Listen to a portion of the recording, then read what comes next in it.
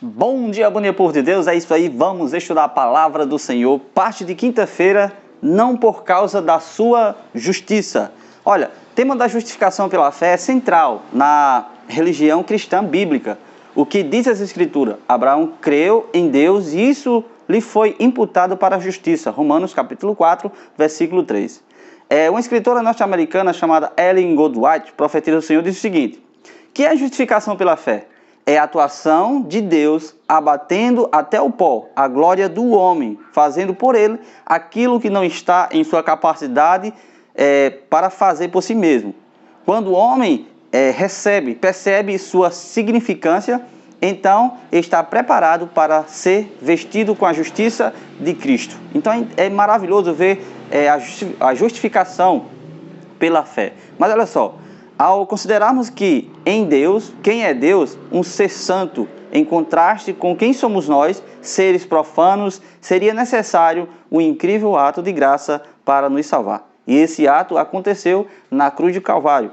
Cristo, o inocente, morrendo pelos pecados dos culpados. É maravilhoso ver esse contexto. Agora, quando você vai para o livro de Deuteronômio, capítulo 9, que é o livro que a gente está estudando, versículo 1 a 6, você vê Deus falando ali a um povo que eles iam entrar agora na terra prometida, mas ele disse que ia passar por uma cidade, terra de gigantes, terra de guerreiros fortes, que a nação de Israel, era impossível era passar ali. Mas Deus mostrando que a força de Deus ia estar com eles e eles iam conquistar várias nações, várias terras. Mas o versículo 5 do capítulo 9 diz assim: não é por causa da tua justiça, nem pela retitude do teu coração, que entras a possuir a sua terra, mas pela maldade destas nações, o Senhor teu Deus as lança diante de ti, e para confirmar a palavra que o Senhor teu Deus jurou a teus pais, Abraão, Isaque e Jacó. A promessa que Deus fez a Abraão, Isaque e Jacó, de que seria uma grande nação, de que ia dar uma terra prometida, Deus está cumprindo aqui diante desse povo. Mas uma coisa a gente precisa entender, olha só, se alguém quiser resumir o ensino de Paulo sobre o Evangelho, talvez pudesse utilizar a frase de Deuteronômio capítulo 5. Não é por causa da justiça de vocês, nem por causa da retidão do seu coração que Deus irá salvá-los. Ele o fará por causa da promessa do Evangelho eterno. Apocalipse capítulo 14, versículo 6, é a mensagem central que deve estar sendo pregada no mundo todo nesse momento que a gente vive. Agora, olha só, é interessante a gente notar que quando você vai lá em 1 Timóteo, capítulo 1, versículo 2, nós vemos, se a promessa foi dada antes dos tempos eternos, certamente não poderíamos ser fundamentada em nossas obras, visto que nem mesmo existimos antes dos tempos eternos. Então, olha só, o que é que a gente vai entender nesse contexto aqui? A Bíblia fala que nunca diga que a sua mão e a sua força adquiriu o que você tem. Se lembrarás, pois, do Senhor teu Deus, Ele que fez tudo isso. E uma coisa, as nossas obras, elas não têm poder para nos salvar.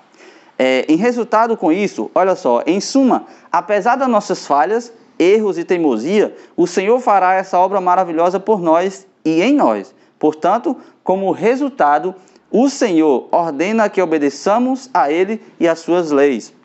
A promessa já foi dada e cumprida. Obras e obediência, mesmo que fossem boas o suficiente, o que não são os meios de salvação. São, em vez disso, o resultado da salvação. Olha só, é isso que a gente precisa entender. Entenda que a sua própria justiça, as suas próprias obras não têm poder de te salvar. Cristo fez isso por nós na cruz do Calvário.